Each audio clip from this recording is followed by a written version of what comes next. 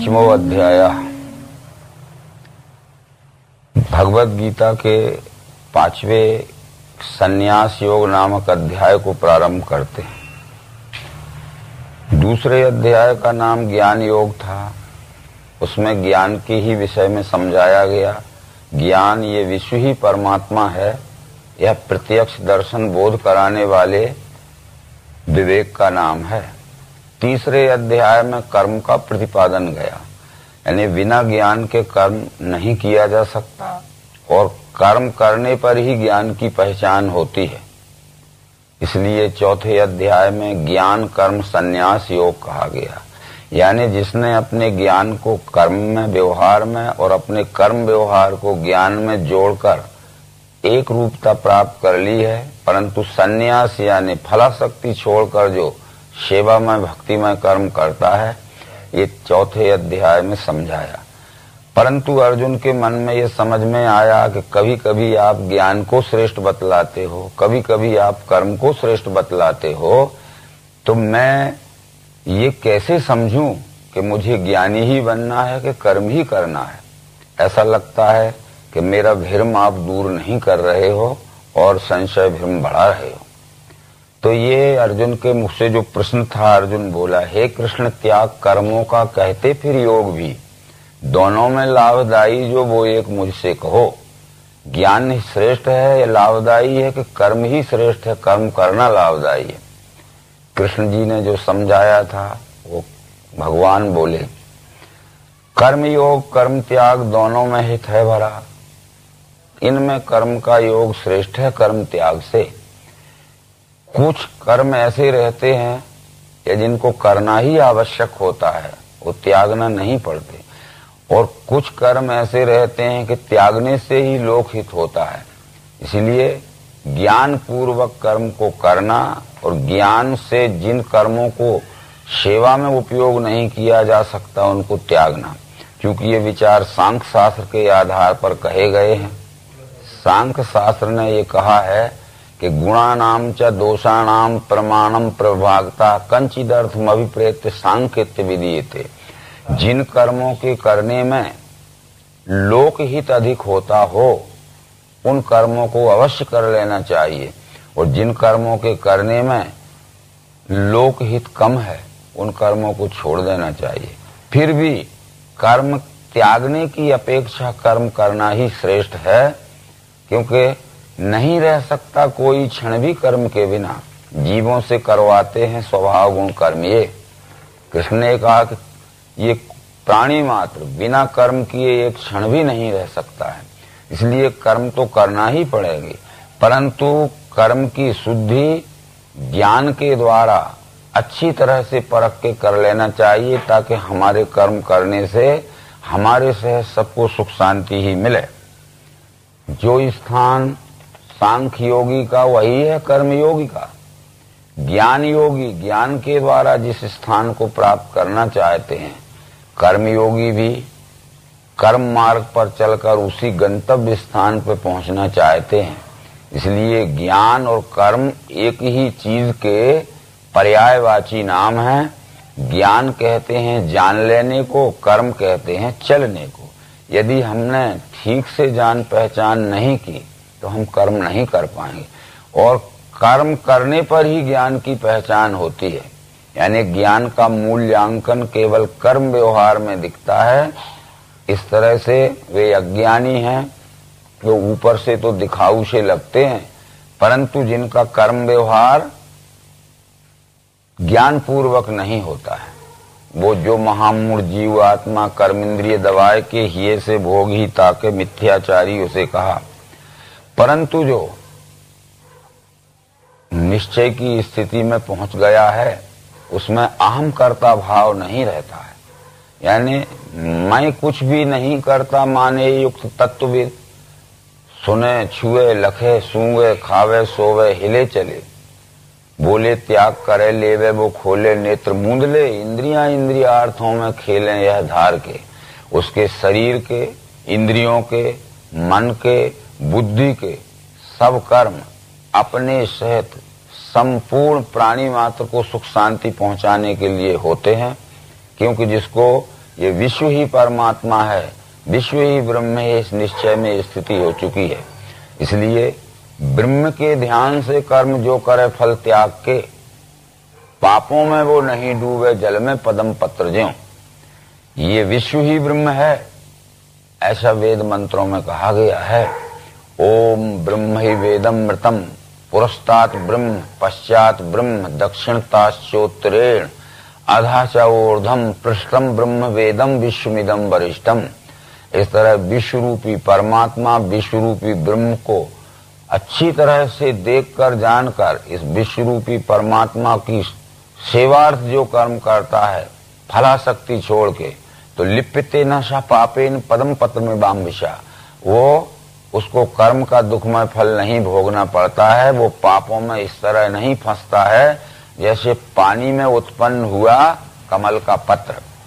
ये कमल पत्र का उदाहरण दिया है जो अपने आप में एक ही है। ये कमल का पौधा पानी कीचड़ में होता है, उसी में बढ़ता है, उसी में जिंदा रहता है, उसी में फलता फूलता है, पर पानी में उसके पत्र को भिंगाना चाहोगे तो भींगता नहीं है। इसीलिए हमारा भी सांसारिक जीवन ऐसा होना चाहिए कि जिस संसार में हम हुए हैं, जिसमें रहते हैं, जिसमें जीवित हैं, जिसमें सब प्रकार के सुख भोग रहे हैं, पर हम संसार से अलग हो गए जाएंगे तो हमारा एक क्षण भी अस्तित्व नहीं रह सकता। इस तरह से ये अनासक्त भाव से प्राणी मात्र के रूप में दिखने वाले अपने से सबको सुख शांति की सेवा के कर्म करना चाहिए। बहुत से विचार ऐसे थे जो दूसरे जगह आए हैं। जैसे एक पतंग रहती है, एक पतले से धागे में बंधी होती है, तब वो आसमान में तैरती है। यदि पतला धागा भी काट दिया जाए तो वो जमीन से ही नहीं उठ सकती, और मोटे रास्ते में बांध दी जाए तो भी नहीं उठ सकती।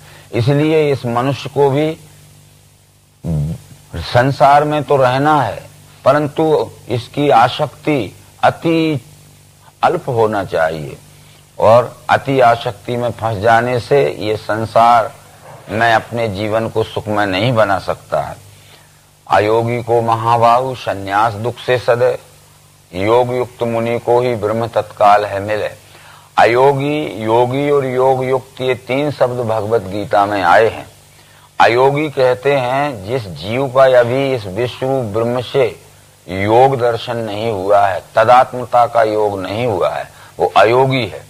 परंतु जिस शरीरधारी मानव जीव आत्मा ने इस विश्व ही परमात्मा है, इसका दिव्य चक्षु योग से दर्शन करके एकात्मता का योग कर लिया है, वो योगी है।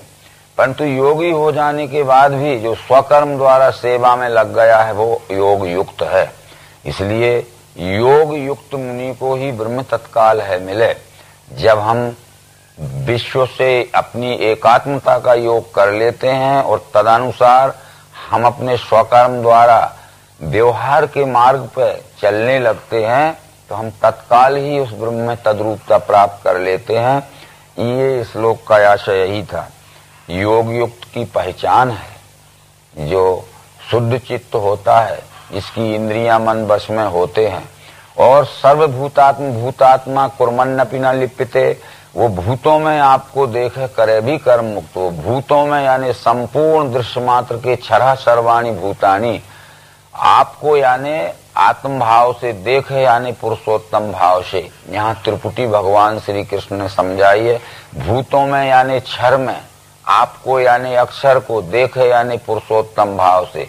तो अपने में ही आप जब देखता है तो सब प्रकार के कर्म करते हुए वो कर्म के फल बंधन में नहीं पड़ता है। इसलिए ये आगे की बात जो है, फलों को त्याग के योगी मिले अचल शांति में, अयोगी वासना से ही फल चाहे फिरा कहे। अब फल इच्छा त्याग जहाँ भगवत गीता में कहा गया है, वो निष्काम सकाम भाव भगवत गीता में समझाए गए हैं। सकाम उसे कहते हैं कि हम जो कर्म करते हैं उसका सुखमय फल जो हमें मिलता है वो केवल हमारे व्यष्टि सुख भोग के लिए ही उपयोग होवे, इसका नाम सकाम है। पर हम जो कर्म करते हैं, कर्मकर्ता को जो सुखमय फल मिलता है तो अपने से सर्वहित के लिए उपयोग होवे, इसका नाम निष्काम है। कर्म तो करना ही पड़ेगा, क्योंकि पूर्व में ये कृष्ण जी कह चुके कि नहीं रह सकता कोई क्षण भी कर्म के बिना, जीवों से करवाते हैं स्वभाव गुण ये कर्म ये। तो निष्काम सकाम का इतना ही भगवत गीता में विचार है कि जो अपने सुख स्वार्थ के लिए करता है वो सकाम है, और जो कर्म करते हुए उसका फल मिलता है, सर्वहित के लिए उपयोग करता है, वो निष्काम है। इस हेतु से वो कहा गया, कर्मों को मन से योगी त्याग के सुख में रहे, नौ द्वारों के पुरी में ही करवाता करता नहीं। कर्म इंद्रियों से होते हैं, परंतु इंद्रियों का प्रेरक मन है। यदि मन में कोई इच्छा ना होगी तो इंद्रियां कर्म नहीं कर सकेंगी। इसलिए कर्म को मन से ही त्यागना पड़ता है, कर्म की फलाशक्ति मन से ही त्यागना पड़ती है, क्योंकि मन एव मनुष्याणाम कारण बंधन मोक्षयो बंधस्य विषया संगी मुक्तस्य निर्विषयम तथा। इस भगवत गीता के 5वें अध्याय में विषय भी समझाया गया है, जो आगे अपन देखेंगे। इंद्रियों के भोग सारे आवागमन युक्त हैं, कौनते दुख के दाता इनमें ज्ञानी फंसे नहीं।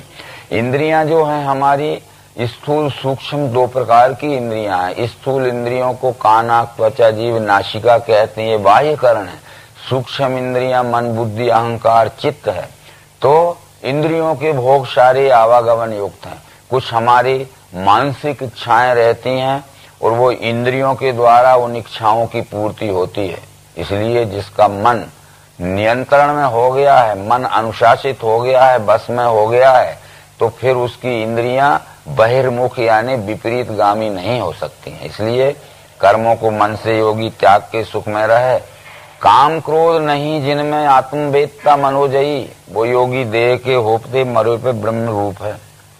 काम क्रोध नहीं जिनमें आत्मवेदता मनोजयी, जो आत्मदर्शी पुरुष हो गए हैं, यानी विश्व ही परमात्मा है, यह दर्शन जिनका निश्चय होके स्थिर हो गया है, तो ऐसा तो नहीं हो सकता है कि किसी में काम क्रोध ना लो, परंतु उनके काम क्रोध रोग विकृत रूप में नहीं रहते हैं। काम क्रोध लोभ के वो वश में नहीं रहते हैं। काम क्रोध लोभ को अपने वश में रख के अपने ही शरीर में स्थान देते हैं। ये आत्मनिश्चयी पुरुष काम क्रोध लोभ को जब जरूरत के अनुसार बुलाते हैं तब उनका काम क्रोध लोभ आता है, परंतु अज्ञानी जीव को न बुलाते हुए काम क्रोध लोभ जबरदस्ती उसके सिर पे आवेशित हो जाते हैं। इसलिए काम क्रोध रहित कोई नहीं रह सकता है। केवल काम क्रोध लोभ के वश में नहीं होना है, काम क्रोध लोभ को अपने वश में रखना है कि जब जरूरत पड़े, जब लोक हित के लिए उनका उपयोग किया जाए। भगवान श्री मायरन चेतन जी ने कहा है कि नर्तन के बैरी नरक द्वार दुखदाई हैं, काम क्रोध अरु लोभ तीन ये भाई। सेवार्थ विश्व के तीन भाव मन लाई, रखना सो देवी संपत्ति की चतुराई। इसलिए काम क्रोध लोभ का जो विश्व सेवा के लिए उपयोग करता है वह आत्मनिश्चयी पुरुष है। इस तरह इस काम क्रोध लोभ का यहाँ विचार करना है। काम क्रोध से उपजे वेग जो इस लोक में अंत तक सह लेता है वो सखी सुखी नर युक्त हो। काम क्रोध लोभ को वैसे तो हम समझते हैं कि इनके बस में ना होंगे, पर जब इनका आवेश आता है, उस आवेश के समय जो इनके वश में नहीं होता है, अपना संतुलन नहीं खोता है मानसिक, बराबर वो मनुष्य सुख शांति से अपने से सबको सुखमय बनने का कारण हो सकता है। फिर विषयों को बाहरी त्याग दृष्टि विरकुटी में धरे, नाक में फिरने वाले प्राण अपान सम करे। यहाँ स्पर्शान कृत्वा बहिर्वाह्य चक्षुषैवांतरे भुर्वो, विषयों को बाहरी त्याग है। बाहरी का मतलब है कि जो वस्तु अपने अधिकार के बाहर है उसके उपयोग की इच्छा त्याग देना है, और जो वस्तु अपने अधिकार के अंदर है उसको जरूरत से बाहर उपयोग की इच्छा जिसने त्याग दी है वो निर्विषय मनुष्य कहलाता है। ऐसा विचार वेदांत में भी आया है कि निर्विकारतया वृत्त्या ब्रह्माकारतया पुनः वृत्ति विस्मरण संज्ञक समाधि ज्ञान मुच्यते। तो इस तरह से विषय तो छूट नहीं सकते हैं। हर मनुष्य को अपने जीवन यापन करने के लिए खाना पीना सोना जागना अथवा गृहस्थी के आहार विहार के सब कर्म करना पड़ेंगे, पर अधिकार के अंदर और आवश्यकता के अंदर जो उपयोग करता है वो मनुष्य निर्विषय कहलाता है। अधिकार के बाहर और आवश्यकता के बाहर जो उपयोग करता है वो मनुष्य विषयी कहलाता है। जैसे इसका एक दृष्टांत स्वरूप उदाहरण दिया जाता है कि भूख लगना स्वाभाविक है। यदि हम चाहें कि भूख न लगे तो हमारे चाहने से कुछ नहीं होता है। भूख लगना स्वाभाविक है, तो भूख मिटाने के लिए भोजन करना भी स्वाभाविक है। भूख मिटाने के लिए भोजन करना विषय नहीं है, परंतु जरूरत से ज्यादा खा लेना ये विषय हो जाएगा, या हमारे अधिकार के बाहर की वस्तु है किसी से छीन के खाना और अपनी भूख मिटाना ये विषय हो जाएगा। इसलिए विषय के विषय में इतना ही समझना है, और घर द्वार स्त्री बाल बच्चे आदि छोड़कर काम धंधा छोड़ना ये निर्विषय नहीं है। मंदी इंद्रियां जीती न इच्छा भय क्रोध है, मुनिषो मोक्ष का सेवी सदा ही मुक्ति में रहे। जहां तक भगवत गीता में मोक्ष का विचार बतलाया गया है, जिसका शरीर इंद्रियां मन बुद्धि स्वाधीन हो गए हैं, तो वह मनुष्य मुक्त है। अभी तक हम ये जानते हैं कि देह त्यागने के बाद मुक्ति होती है, पर भगवत गीता इससे सहमत नहीं है।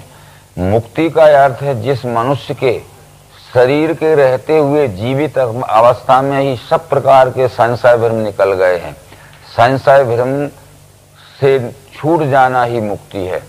इस तरह से वेदांत में भी ये बात कही गई है कि देहस्य त्यागो न मोक्षो न दंडस्य कमंडलौ, अज्ञान हृदय ग्रंथि नाशो मोक्षित विधीयते। शरीर त्यागने से कोई मुक्त नहीं होता है, घर द्वार छोड़ने से कोई मुक्त नहीं होता है, काम धंधा छोड़ने से, खाना पीना छोड़ने से कोई मुक्त नहीं होता है। केवल हमारे अंतःकरण में जो अज्ञान से उत्पन्न भ्रम है, मैं कौन हूँ, ये विश्व क्या है, ये ठीक से न जानना भ्रम है। ये भ्रम निवृत्ति जिसकी हो गई है वह मुक्त पुरुष है। ये समझाते हुए ये संन्यास योग नाम का भगवत गीता का 5वां अध्याय संपूर्ण हुआ। नर्मदे हर।